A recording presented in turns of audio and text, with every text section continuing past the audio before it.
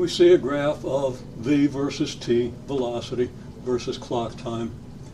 And we're representing an interval from t naught, v naught, from the event t naught, v naught. The event being the velocity is v naught at clock time t naught, to the event tf, vf. And we're going to call these events.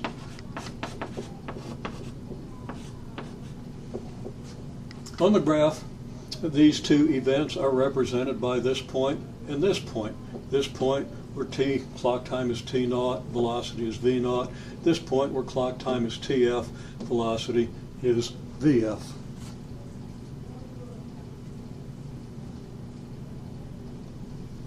Now we don't necessarily know how the graph evolves between the first event and the second, but we're going to assume a straight line graph.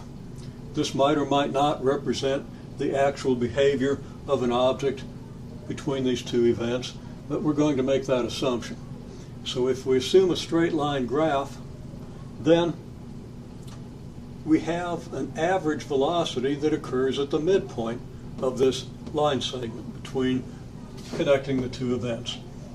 Okay, at the midpoint of the line segment, we're going to have the midpoint velocity, which is going to be the average velocity, again, assuming the graph to be a straight line. If the graph of the actual motion is not a straight line, then this might not be v bar.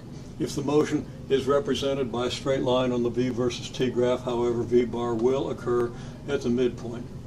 And we have, we're not going to call this t bar, we're going to call this clock time t mid, the midpoint clock time for the interval. So on this interval we have an initial final velocity and an average velocity. Again, average velocity if we assume the straight line graph, and the midpoint clock time, the average velocity occurring at the midpoint clock time. We have a change in velocity from v naught to vf, and we can represent that change in velocity by this arrow, and we can call that delta v, change in velocity.